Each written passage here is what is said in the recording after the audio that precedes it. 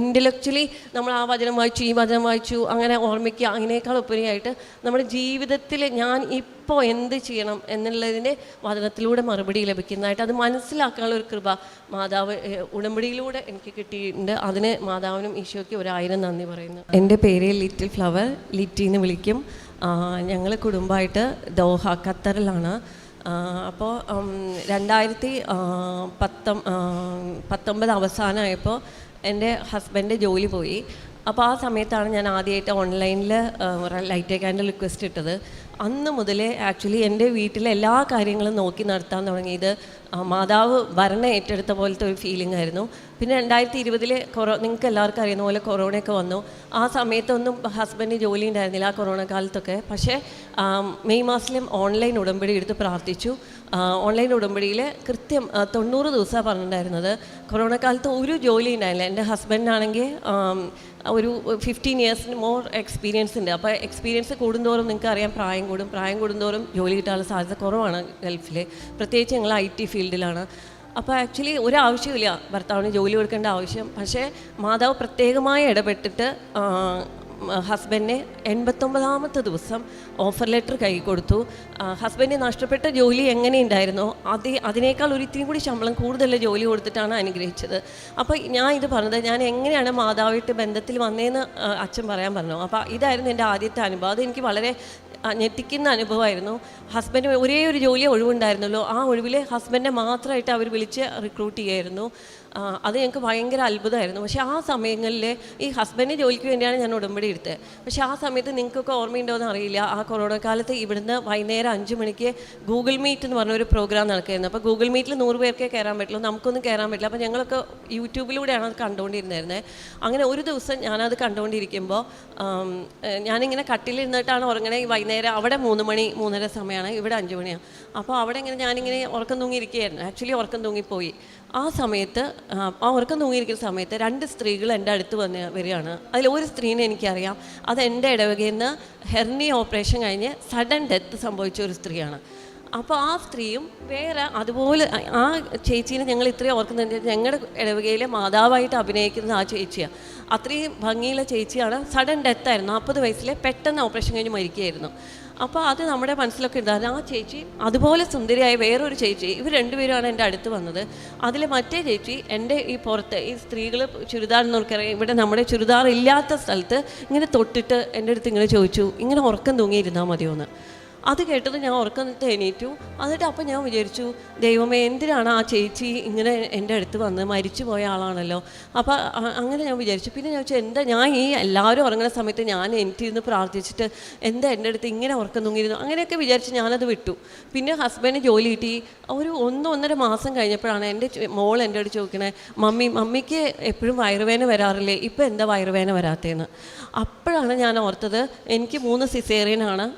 അപ്പോൾ 3ാമത്തെ സിസേറിയൻ കഴിഞ്ഞതോടുകൂടി എനിക്ക് എല്ലാ ആഴ്ചയും ഒരു ദിവസം വയറുവേദന വരും. അത് ഏത് ദിവസമാണെന്ന് പറയാൻ പറ്റില്ല. അതിന് ഒരു പ്രത്യേകതയില്ല. അതായത് ഇന്ന ഭക്ഷണം കഴിച്ചുകൊണ്ടോ ഇന്ന ജോലി ചെയ്തുകൊണ്ടോ അങ്ങനെ ഒന്നുമില്ല.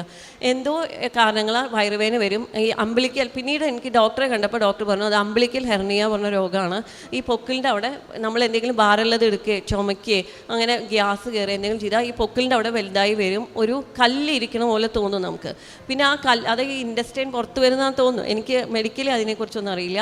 പക്ഷേ അതിനി താഴ്ന്നു കഴിഞ്ഞാൽ എൻ്റെ വയറുവേദന നിൽക്കുള്ളൂ. അപ്പോൾ 3 മണിക്കൂറൊക്കെ ചിലപ്പോൾ എടുക്കും, ചിലപ്പോൾ അരമണിക്കൂർ എടുക്കും. But every week it use to come. പക്ഷേ അതുകൊണ്ട് ഞാനിങ്ങനെ കിടക്കും, 3 മണിക്കൂർ കഴിയുമ്പോൾ ചിലപ്പോൾ പോവും, അങ്ങനെയായിരുന്നു അത്. പക്ഷേ അന്ന് ഗൂഗിൾ മീറ്റിൻ്റെ സമയത്ത് അച്ഛൻ ഇങ്ങനെ ഓരോരോ രോഗങ്ങൾക്ക് വേണ്ടി പ്രാർത്ഥിക്കും. അപ്പം ഞാനും ഇങ്ങനെ പ്രാർത്ഥിക്കും. പക്ഷേ ഞാൻ വിചാരിച്ചില്ല മാതാവ് എൻ്റെ അടുത്ത് വന്നതെന്നും എനിക്ക് മനസ്സിലായി. പിന്നീട് ഓരോരുത്തർ സാക്ഷ്യം പറഞ്ഞു കേട്ടപ്പോഴേ എനിക്ക് മനസ്സിലായത് അന്ന് ഗൂഗിൾ മീറ്റിലെ ആ ചേച്ചിയുടെ കൂടെ വന്ന മറ്റേ സുന്ദരിയായ സ്ത്രീ മാതാവായിരുന്നു എന്നും മാതാവ് എൻ്റെ ബെഡ്റൂമിൽ വന്ന് എന്നെ തൊട്ട് സുഖപ്പെടുത്തിയതാണെന്നും. ഇപ്പം ഞാൻ സാക്ഷ്യം പറയുന്നത് 2024 ഇപ്പോൾ ഏപ്രിലാണ്. അന്ന് ഇത് സംഭവിച്ചത് എൻ്റെ ഓർമ്മ ശരിയാണെങ്കിൽ ഒരു ജൂൺ ജൂലൈ മാസങ്ങളിലായിരിക്കണം 2020. ഇത്രയും കാലമായിട്ട് എനിക്ക് ഇതുവരെ ആ വയറുവേദന വന്നിട്ടില്ല. ആ വയറുവേദന വന്നാൽ ഇങ്ങനെ സാധാരണ വയറുവേദന പോലെയല്ല, നമുക്കൊന്നും ചെയ്യാൻ തോന്നില്ല, ഒരു പ്രത്യേക തരം വേദനയായിരുന്നു. അപ്പോൾ അതെനിക്ക് വളരെ വയറുവേദന മാറിയേക്കാൾ എനിക്ക് ഏറ്റവും സന്തോഷം തന്നത് എൻ്റെ ബെഡ്റൂമിൽ ഞാൻ എവിടെയായിരുന്നു പ്രാർത്ഥിക്കുന്നത് ആ സ്ഥലത്തേക്ക് മാതാവ് വന്നുല്ലോ എന്നുള്ളത് എനിക്ക് ഭയങ്കര സന്തോഷമായിരുന്നു. ഇന്നും ഞാൻ ഓർക്കുമ്പോൾ എപ്പോഴും ഓർക്കും, മാതാവ് എന്നാലും നീ എൻ്റെ അടുത്തേക്ക് വന്നല്ലോ, എനിക്ക് മനസ്സിലായില്ലെങ്കിലും മാതാവ് വന്നു, അതെനിക്ക് ഭയങ്കര സന്തോഷമായിരുന്നു. പിന്നെ ഓൺലൈൻ ഉടമ്പടി കഴിഞ്ഞ് 2022 മാർച്ചിലാണ് ഞാൻ വന്ന് ഇവിടുന്ന് ആക്ച്വൽ ഉടമ്പടി വന്നെടുത്തത്. ആ ഉടമ്പടി എടുക്കുമ്പോൾ ഒരു എൻ്റെ മൂത്ത മോൾ എൻ്റെ കൂടെ ഉണ്ടായിരുന്നു. അതിന് മോളെയാണ് ഒരു ഉടമ്പടി നിയോഗം മോളുടെ വെച്ചിന്. കാരണം ഞങ്ങൾ ഖത്തറിന്ന് അവളെ ഇവിടെ കൊണ്ടുവന്ന് ഹോസ്റ്റലിൽ ചേർക്കായിരുന്നു. അപ്പോൾ നിങ്ങൾക്കറിയാം, നമ്മൾ അത്രയും കാലം അവിടെ വളർന്നിട്ട് ഇവിടെ ഹോസ്റ്റലിൽ വരുമ്പോൾ ഇത് ശരിയാവോ ഇല്ലയോ എന്നൊന്നും എനിക്കറിയില്ല. അപ്പോൾ എൻട്രൻസ് കോച്ചിങ് ഉണ്ട്, എല്ലാം ശരിയാവുമെന്ന് പറഞ്ഞിട്ട് അവളെ വന്ന് എൻ്റെ കൂടെ വന്ന് ഉടമ്പടി എടുക്കാൻ എനിക്ക് വേണ്ടി നിയോഗങ്ങൾ എഴുതിയതൊക്കെ അവളാണ് ചെയ്തത്. പക്ഷെ അവൾക്ക് 18 വയസ്സുണ്ടായില്ല, അതുകൊണ്ട് ഞാൻ ആ ഉടമ്പടി എടുത്തതൊക്കെ എന്ന് മാത്രം. എന്നിട്ട് അപ്പോൾ അവളെ ചേർക്കുമ്പോൾ ഞാനിങ്ങനെ എന്നിട്ട് കഴിഞ്ഞ മെയ് മാസത്തിലായിരുന്നു അവളുടെ നീറ്റ് എൻട്രൻസ് എക്സാം. അപ്പോൾ ഒരു 2022 തൊട്ട് ഒരു വർഷം ഞാൻ ദൈവകൃപയാൽ എനിക്ക് ഉടമ്പടിയുടെ ഓരോ കാര്യങ്ങളും പാലിക്കാൻ മാതാവ് തന്നെ അവസരങ്ങൾ തരികയായിരുന്നു. അല്ലാതെ ഞാനായിട്ട് ഉണ്ടാക്കി ഞങ്ങൾക്ക് കാര്യപ്രവൃത്തിയൊന്നും ചെയ്യാൻ എനിക്ക് അറിയില്ലായിരുന്നു, അവിടെ അവസരങ്ങളില്ലായിരുന്നു. പക്ഷേ അതെങ്ങനെയെങ്കിലും എൻ്റെ കയ്യിലേക്ക് വരും, ആ അവസരം ഉണ്ടാക്കി തരും. ഫോർ എക്സാമ്പിൾ ഞാനൊരു പറയാൻ അങ്ങനെ പലരും വിചാരിക്കും കാര്യപ്രവൃത്തി ചെയ്യാൻ അവസരമില്ല. ഒരു ദിവസം ഞാൻ അടുക്കളയിൽ നിൽക്കുമ്പോൾ എൻ്റെ മനസ്സിൽ പറയണത് നീ പുറത്ത് പോയി നോക്കുക. അപ്പോൾ ഞാൻ പുറത്ത് പോയി നോക്കുമ്പോൾ എനിക്ക് കാണാനുള്ളത് അവിടെ മെയിൻ്റനൻസ് സ്റ്റാഫ് വന്ന് അങ്ങോട്ട് കിട്ടുമ്പോൾ അപ്പോൾ എൻ്റെ അടുത്ത് പറയാം, നീ ഇവിടെ ഒഴിഞ്ഞ് കിടക്കുന്ന കുറേ കുപ്പികളിലേ, നീ അതിൽ വെള്ളം നിറച്ചിട്ട് അവർക്ക് കൊണ്ടുപോയി കൊടുക്കാൻ. അപ്പോൾ ഞാൻ വിചാരിച്ചു, ഞാൻ ഇത്രയും കാലം വിചാരിച്ചു കാര്യപ്രവൃത്തി ചെയ്യാൻ ഒരു അവസരമൊന്നും ഇല്ലല്ലോ എന്ന്. പക്ഷെ അവിടെ ഭയങ്കര ചൂടാണ്, ഈ ജൂലൈ ഓഗസ്റ്റ് മാസമൊക്കെ. അപ്പോൾ അവരൊക്കെ ഇങ്ങനെ സാധാ ടാപ്പ് വാട്ടറൊക്കെ കുടിക്കുക. അപ്പോൾ എനിക്ക് മനസ്സിലായി, മാതാവ് പറഞ്ഞു ഈ ദാഹിക്കുന്നവർക്ക് അവർക്ക് ദാഹം ഉണ്ടോയെന്ന് ചോദിക്കുക പോലും ഇല്ല നമ്മൾ. കാരണം അവർ മെയിൻ്റനൻസ് സ്റ്റാഫ് ഒരു ഒന്നും പണി ചെയ്യണു പോകണു, അങ്ങനെയാണ് നമ്മുടെ ഒരു കൺസെപ്റ്റ്. പക്ഷേ അടുക്കളയിൽ നിന്ന് എന്നോട് പറഞ്ഞു വെള്ളം നിറച്ച് അവർക്ക് കൊണ്ടുപോയി കൊടുക്കാൻ.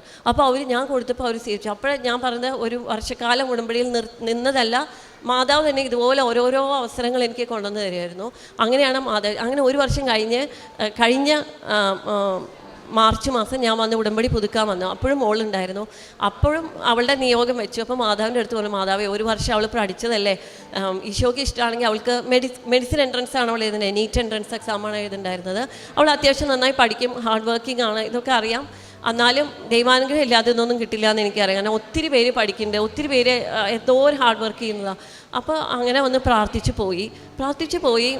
അവിടെ ചെന്നിട്ട് ഞാൻ ഇങ്ങനെ മാതാവിനോട് ചോദിച്ചു, മാതാവേ ഞാൻ അങ്ങനെ ഒത്തിരി പ്രാർത്ഥിക്കുന്ന ആളാണ്, അതായത് 4 കൊന്ത 5 കൊന്ത 10 കൊന്ത അങ്ങനെയൊന്നും ചെല്ലില്ലായിരുന്നു.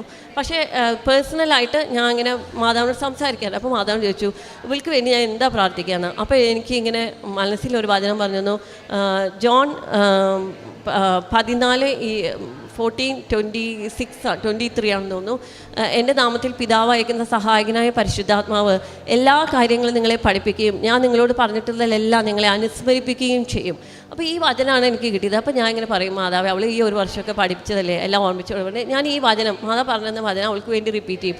അങ്ങനെ 1000 പ്രാവശ്യം ഒന്നും റിപ്പീറ്റ് ചെയ്യാറില്ല, ഒരു 3-4 പ്രാവശ്യമൊക്കെ റിപ്പീറ്റ് ചെയ്യാറുള്ളൂ. പക്ഷേ മാതാവ് ഈ വചനം തന്നെ അവൾക്ക് വേണ്ടി ഞാൻ എല്ലാ ദിവസവും പറഞ്ഞ് പ്രാർത്ഥിക്കാറുണ്ടായിരുന്നു. എന്നിട്ട് ഈ എൻട്രൻസ് എക്സാം മെയ് 7-നായിരുന്നു. അപ്പോൾ മെയ് മാസം അടക്കം ഇവിടെ നടക്കണമായിരുന്നു. അപ്പോൾ ഞാൻ ഓൺലൈനായിട്ട് അവിടെ നിന്ന് കൂടുമായിരുന്നു. അപ്പോൾ ഞാൻ ഇങ്ങനെ എല്ലാവരും നിയോഗങ്ങൾ എഴുതുമ്പോൾ ഞാനും നിയോഗങ്ങൾ എഴുതായിരുന്നു. എൻ്റെ മോളുടെ പേര് ഷാരോൺ എന്നാണ്. അപ്പോൾ മാതാവ് ഷാരോണിൻ്റെ എൻട്രൻസ് എക്സാം പാസ്സാക്കണേ, ഇങ്ങനെയാണ് ഞാൻ നിയോഗം എഴുതിയത്. നിയോഗം എഴുതിക്കൊണ്ടിരുന്നു. ഒരു പ്രാവശ്യം നിയോഗം എഴുതി, അത് കഴിഞ്ഞപ്പോൾ എൻ്റെ മനസ്സിൽ നിന്ന് പ്രേരണ തരാണ്, നീ അങ്ങനെയല്ല എഴുതേണ്ടത്, മാതാവേ ഷാരോണിൻ്റെ ഉന്നത വിജയം നൽകണേ.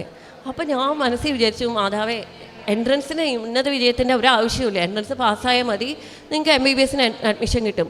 പിന്നെ എൻ്റെ കാര്യത്തിൽ എൻ്റെ ഹസ്ബൻഡ് വീട് ട്രിവാൻഡ്രാണ്. അപ്പോൾ ട്രിവാൻഡ്രം മെഡിക്കൽ കോളേജ് കിട്ടണമെങ്കിൽ ഇത്തിരിയും കൂടി നല്ല മാർക്ക് കിട്ടണം, എന്നാലേ ട്രിവാൻഡ്രം മെഡിക്കൽ കോളേജ് കിട്ടുള്ളൂ. അപ്പോൾ ഞാൻ മാതാ പറഞ്ഞു, ഒരു 650 മാർക്ക് ഇതൊക്കെ കിട്ടിയ ട്രിവാൻഡ്രം മെഡിക്കൽ കോളേജിൽ കിട്ടും. 650 മാർക്ക് കിട്ടിയ തന്നെ വിഷമമാണ്, ഫസ്റ്റ് അറ്റംപ്റ്റിൽ ട്രൈ ചെയ്യുന്നവർക്ക് അറിയാം. പക്ഷെ ഞാൻ പറയാം, എന്തിനാ ഉന്നത വിജയം? പിന്നെ ഞാൻ വിചാരിച്ചു, ഇങ്ങനെ മനസ്സിൽ പ്രേരണ കിട്ടിയതല്ലേ, മാതാവേ ഷാരോണിന് ഉന്നത വിജയം നൽകണേ എന്ന് തന്നെ ഞാൻ തിരുത്തി ആ പ്രെയർ റിക്വസ്റ്റ് എഴുതി അങ്ങനെ വിട്ടു. അങ്ങനെ മെയ് 7 എൻട്രൻസ് എക്സാം വന്നപ്പോൾ എല്ലാവരും അവരുടെ ഉടമ്പടി കാശുരൂപം ഈ എക്സാം എഴുതുന്ന കുട്ടികൾക്കൊക്കെ കൊടുത്തു വിടും. പക്ഷേ ഞാൻ കൊടുത്തു വിട്ടുന്നതല്ല, ഞാൻ ഉടമ്പടി എടുത്ത് അന്ന് മുതലേ ഈ മാതാവിൻ്റെ രൂപ എൻ്റെ ഇതിലാണ്, ഞാൻ ആർക്കും കൊടുക്കില്ലായിരുന്നു. അപ്പോൾ ഞാൻ പറഞ്ഞു, അന്ന് രാവിലെ ആയപ്പോൾ എനിക്ക് മനസ്സിലൊരു വിഷമമായി, എല്ലാ അമ്മമാരും കുട്ടികൾക്ക് കൊടുത്തു വിടും, ഞാൻ ഭയങ്കര സെൽഫിഷ് മദറാണ്, അതുകൊണ്ട് ഞാൻ അത് കൊടുത്തു വിട്ടില്ലല്ലോ എന്ന്. അപ്പോൾ മാതാ പറഞ്ഞു, നീ അതൊന്നും വിഷമിക്കേണ്ട, നീ എൻ്റെ മോളുടെ ഹോൾ ടിക്കറ്റ് മൊബൈലുണ്ടായിരുന്നു, ആ മൊബൈലെടുത്തിട്ട് നീ അവളെ എൻട്രൻസ് എഴുതുന്ന 2:30 ടൈമായിരുന്നു. അപ്പോൾ ഒരു 11 o'clock ദോഹ ടൈമിൽ മാതാവ് പറഞ്ഞു, നീ ആ മൊബൈൽ അവിടെ തുറക്കുക, അവളുടെ ഹോൾ ടിക്കറ്റ് വയ്ക്കുക. എന്നിട്ട് ഞാൻ എൻ്റെ ഈ ചെയിനിൽ കോർത്തിട്ടുണ്ടായിരുന്ന ചെയിൻ തന്നെ ഊരി ആ മൊബൈലിൽ വെച്ചിട്ട് അവൾക്ക് വേണ്ടി പ്രാർത്ഥിക്കുന്നു. അപ്പോൾ അന്ന് രാവിലെ മെയ് 7 ആയിരുന്നു അന്നത്തെ എക്സാം. അന്ന് രാവിലെ തൊട്ട് എൻ്റെ മനസ്സിലൊരു ചിന്ത, നിൻ്റെ മോൾ ഹോസ്റ്റലിൽ നിന്നാണ് പഠിച്ചത്, പ്രാർത്ഥിച്ചത്? നീ അവൾക്ക് പഠിക്കാൻ വേണ്ടി ഒരു കട്ടൻ കാപ്പി പോലും ഉണ്ടാക്കി കൊടുത്തിട്ടില്ലോ? ഇന്നല്ലേ അവളുടെ എക്സാം. സാധാരണ ദിവസം പ്രാർത്ഥിച്ച പോലെ പോരെ, മടി പിടിച്ചിരിക്കരുത്, ഇന്ന് നീ നന്നായി പ്രാർത്ഥിക്കണമെന്ന്. അപ്പോൾ ഞാൻ വിചാരിച്ചു ഇനിയിപ്പോൾ എങ്ങനെ പ്രാർത്ഥിക്കുക. അപ്പോൾ എൻ്റെ മനസ്സിൽ നിന്ന് പ്രേരണ വന്നു. അവളുടെ എക്സാം തുടങ്ങണ ആ സമയം മുതൽ എക്സാം തീരുന്ന അതുവരെ ഏകദേശം ഒരു 2 മണിക്കൂർ 3 മണിക്കൂറിൻ്റെ അത്രയും നേരം നീ കൊന്ത ചൊല്ലി പ്രാർത്ഥിക്കാം. ഞാൻ എൻ്റെ ജീവിതത്തിൽ അത്രയും കൊന്ത ഇങ്ങനെ ചൊല്ലി പ്രാർത്ഥിച്ചിട്ടില്ല. അപ്പോൾ ഞാൻ പറഞ്ഞു, മാതാവ് അതിൻ്റെ ഇടയിലേക്ക് പണി ചെയ്യാനുണ്ട്, ഭക്ഷണം ഉണ്ടാക്കാണ്ട്, പിള്ളേർ താഴെ കുട്ടികളുണ്ട്, അവർ വരുമ്പോൾ ഫുഡ് കൊടുക്കണം, അങ്ങനെ പല പരിപാടികളുണ്ട്, ഇതൊന്നും നടക്കില്ല, കൃത്യം കുക്കിംഗ് ടൈമാണത്. അപ്പോൾ മാതാവ് പറഞ്ഞു, നീ അവിടെ തിരികെ എത്തിച്ച് വെക്കേ, നിൻ്റെ മൊബൈലെടുത്ത് അതിൻ്റെ മേലെ വെക്കേ, എന്നിട്ട് എൻ്റെ അടുക്കളയും ഈ തിരികെ എത്തി വെക്കുന്ന സ്ഥലം തൊട്ടടുത്തെടുത്താൽ നീ അത്യാവശ്യ ജോലികൾ അവിടെ ചെയ്യുക, ഇവിടെ വന്ന് പ്രാർത്ഥിക്കുക, സ്റ്റൗ ഓൺ ചെയ്യുക, ഇവിടെ വന്ന് അങ്ങനെ. അപ്പോൾ ഞാൻ അങ്ങനെ തന്നെ പ്രാർത്ഥിച്ചു. ഇടയ്ക്ക് ഹസ്ബൻഡിൻ്റെ ഫോൺ വന്നപ്പോൾ ഞാൻ പറഞ്ഞില്ല, ഞാൻ പ്രാർത്ഥിച്ചുകൊണ്ടിരിക്കുക, മോളുടെ എക്സാം ചെയ്യുന്ന വരെ ഞാൻ പ്രാർത്ഥിച്ചുകൊണ്ടിരിക്കുന്നത്. പക്ഷേ അങ്ങനെയൊക്കെ പ്രാർത്ഥിക്കുമ്പോഴേ എനിക്കറിയില്ലായിരുന്നു മാതാവ് എനിക്ക് വലിയൊരു അനുഗ്രഹം ഒരുക്കി വെച്ചുകൊണ്ടിരിക്കുകയെന്ന് എനിക്കറിയില്ലായിരുന്നു. മോള് LKG തൊട്ട് എക്സാം എഴുതുമ്പോൾ പറയും, മമ്മി ഒരെണ്ണം തെറ്റി, മമ്മി 2 തെറ്റി, പറഞ്ഞാൽ തെറ്റി തന്നെ. അങ്ങനെയായിരുന്നു മോള്. ചെറുപ്പം മുതലേ കാണുകൊണ്ടിരിക്കറിയാം. അപ്പോൾ ഞാൻ മാതാവിൻ്റെ അടുത്ത്, മാതാവേ എല്ലാവർക്കും എൻട്രൻസ് എക്സാം കഴിഞ്ഞാൽ 1 മാസം കഴിഞ്ഞിട്ട് റിസൾട്ട് വരും, എൻ്റെ കാര്യം അറിയാമല്ലോ, അവൾ ഇന്ന് തന്നെ പറയും റിസൾട്ട്, അതോടുകൂടി എൻ്റെ കാത്തിരിക്കാൻ പോലും എനിക്ക് അവസരമില്ല, പ്രാർത്ഥിക്കാനും അവസരമില്ല, കഴിഞ്ഞു, കഥ കഴിഞ്ഞു. അപ്പോൾ മാതാവ് എൻ്റെ മനസ്സുകൊണ്ട്, നീ മിണ്ടാതിരിക്കടി, നീ ഇനി നിൻ്റെ കാരണം. അപ്പോൾ ഞാൻ ഇങ്ങനെ എക്സാം കഴിഞ്ഞ സമയം ഇപ്പോൾ മോളെ വിളിച്ചപ്പോൾ അവൾ ഇത്തിരി തിരക്കായിരുന്നു, തിരിച്ചപ്പോൾ മോളോട് സംസാരിക്കാൻ പറ്റില്ല. വൈകുന്നേരം പള്ളിയിൽ പോയി, അവിടുത്തെ പള്ളിയിൽ പോയി അവിടെ കുർബാന നടന്നുകൊണ്ടിരിക്കുമ്പോൾ മാതാവ് എൻ്റെ മനസ്സിൽ പറയാം, എൻ്റെ ഒരു ഫ്രണ്ടിൻ്റെ മക്കൾ അവിടെ ഇരിക്കണം, അപ്പോൾ പറയാം, നീ ഇന്ന് പോയി സെലിബ്രേറ്റ് ചെയ്തോന്ന്. അപ്പോൾ ഞാൻ വിചാരിച്ചു സെലിബ്രേറ്റ് ചെയ്യാനായിട്ടില്ല, മോളോട് ചോദിച്ചിട്ടില്ലല്ലോ എന്ന്. പക്ഷേ അത് കഴിഞ്ഞ് ഞാൻ മോളോട് ചോദിച്ചപ്പോൾ മോള് പറഞ്ഞു, മമ്മി ഇത് ശരിയാണോ തെറ്റാണോ എന്നറിയില്ല, ഞാൻ കൂട്ടി നോക്കിയപ്പോൾ എനിക്ക് 720 നീറ്റ് എൻട്രൻസ് എക്സാം, എനിക്കതിൽ 700 മാർക്ക് അല്ലെങ്കിൽ 705 മാർക്ക് കിട്ടും, ഇതാണ് ഞാൻ കൂട്ടി നോക്കുമ്പോൾ എനിക്ക് കിട്ടണേ, കീ വെച്ച് ചെക്ക് ചെയ്യുമ്പോൾ. അപ്പം തന്നെ ഞാൻ ഞെട്ടിപ്പോയി, മാതാവ് ഇത്രയും മാർക്ക് ഞാൻ പ്രതീക്ഷിച്ചിട്ടേ ഇല്ല. ഒരു 650 മാർക്ക് കിട്ടിയ ട്രിവാൻഡ്രം മെഡിക്കൽ കോളേജിൽ കിട്ടുന്നതാണ് വിചാരിച്ചത്. 1 മാസം കഴിഞ്ഞിട്ടാണ് ആക്ച്വൽ റിസൾട്ട് വന്നപ്പോൾ കേരളത്തിലെ 10th റാങ്ക് എൻ്റെ മോൾക്ക് മാതാവ് കൊടുത്ത് അനുഗ്രഹിച്ചു. അവളുടെ ആ ഹോസ്റ്റൽ ജീവിതം മുഴുവൻ മാതാവിൻ്റെ പ്രത്യേക പ്രൊട്ടക്ഷനിലായിരുന്നു. 10th റാങ്ക് മെഡിസിൻ എൻട്രൻസ് കൊടുത്തു. ഞാൻ പ്രാർത്ഥിച്ച പോലെ തന്നെ മാതാവ് അവൾക്ക് ട്രിവാൻഡ്രം മെഡിക്കൽ കോളേജിൽ ഹസ്ബൻഡിൻ്റെ വീട്ടിൽ നിന്ന് പോയി വരാവുന്ന 10 മിനിറ്റ് ദൂരമേ ഉള്ളൂ, അങ്ങനെ അവിടെ കൊടുത്ത് അനുഗ്രഹിച്ചു. ഇത് രണ്ടാണ് എൻ്റെ മേജർ സാക്ഷ്യം. പക്ഷേ ഒത്തിരി ചെറിയ കാര്യങ്ങളാണെങ്കിലും മാതാവ് ഇടപെട്ട് എപ്പോഴും സഹായിക്കാറുണ്ട്. അമ്മയ്ക്കും തിരുക്കുമാനും 1000 നന്ദി. ശരിക്കും പറഞ്ഞാൽ ഞാൻ ഉടമ്പടി എടുക്കണേക്കാൾ മുമ്പേ പ്രാർത്ഥിക്കുകയും വചനം വായിക്കുകയും കുർബാനയ്ക്ക് പോവുകയൊക്കെ ചെയ്യുമായിരുന്നു. പക്ഷേ ഇങ്ങനെ മറ്റുള്ളവരിലേക്ക് ഇറങ്ങിച്ചില്ല, അത് എൻ്റെ ഭാഗത്തുണ്ടായിരുന്നില്ല. അപ്പോൾ ഇപ്പോൾ ഒരാൾക്ക് വയ്യ പറഞ്ഞാൽ അയാൾക്ക് വേണ്ടി പ്രാർത്ഥിക്കുക, അല്ലാതെ നിങ്ങളുടെ കൂടെ ആശുപത്രി വരണോ, അല്ലെങ്കിൽ ഇപ്പോൾ ഒരാൾ ICU പോവുകയാണെങ്കിൽ അങ്ങനെ അവസരങ്ങൾ മാതാവ് എനിക്കുണ്ടാക്കി. ഞാൻ ചെയ്തതല്ല, എനിക്കുണ്ടായി. ഇപ്പോൾ ഒരു സ്ത്രീ ഇതുപോലെ അവർ ക്യാൻസർ ആയിരുന്നു, അപ്പോൾ അവർക്ക് ICUവിൽ പോകാൻ ആളില്ല. അപ്പോൾ എനിക്ക് ICU പോയി നിൽക്കാൻ അവിടുത്തെ ICUവിൽ നമ്മളെ കയറ്റും. അപ്പോൾ അവർക്ക് ആരുമില്ല ആ സമയത്ത്. അപ്പോൾ ICUയുടെ ഉള്ളിൽ കയറി നിൽക്കാൻ, അങ്ങനെയൊക്കെ എൻ്റെ ജീവിതത്തിൽ വന്ന ഏറ്റവും വലിയ മാറ്റം ഇതാണ്. മറ്റുള്ളവരിലേക്ക് ഇറങ്ങിച്ചെല്ലാൻ പറ്റാത്ത ഒരാളായിരുന്നു. അതിനുള്ള ഒരു ഓപ്പൺ അപ്പ്. അതേപോലെ ഇപ്പോൾ ആർക്കെങ്കിലും പൈസ കൊടുത്ത് സഹായിക്കും. അപ്പോൾ പൈസ കൊടുത്ത് സഹായിക്കുന്ന അത്ര ഒരു മേത്ത് തട്ടുന്നൊരു കാര്യമായിരുന്നു. എനിക്ക് ഗൾഫിലാണ്ട് അത്യാവശ്യം പൈസയുണ്ട്, പക്ഷേ ഇങ്ങനെ ഇറങ്ങിച്ചെല്ലാൻ ഞങ്ങൾക്ക് ഭയങ്കര ബുദ്ധിമുട്ടായിരുന്നു. പക്ഷേ അത് മാതാവാണ്. ഇപ്പോൾ ഞാൻ നേരത്തെ നിങ്ങളടുത്ത് പറഞ്ഞില്ല, ഇപ്പോൾ വെള്ളം വേണോ അല്ലെങ്കിൽ ഇപ്പോൾ ഒരാളോട് എന്തെങ്കിലും വേണോ എന്ന് അങ്ങോട്ട് ചോദിച്ചിട്ട് ചെയ്യാനുള്ളൊരു അനുഗ്രഹം മാതാവ് തന്നെ. അതുപോലെ ഉടമ്പടി ശേഷം വചനം വായിക്കുമ്പോൾ നേരിട്ട് ഇപ്പം നമ്മുടെ ഉള്ളിൽ എന്തെങ്കിലും ഡൗട്ട് ഉണ്ടെങ്കിൽ അതിൻ്റെ ഉത്തരം വചനത്തിലൂടെ നേരിട്ട് സംസാരിക്കുന്ന പോലെ ചോദിക്കും. ഫോർ എക്സാമ്പിൾ, ഇപ്പം മാതാവ് ഞാൻ ഇപ്പോൾ സ്വർണ്ണം വാങ്ങിക്കണമെന്ന് വരെ ഞാൻ ചോദിച്ചിട്ടുണ്ട്.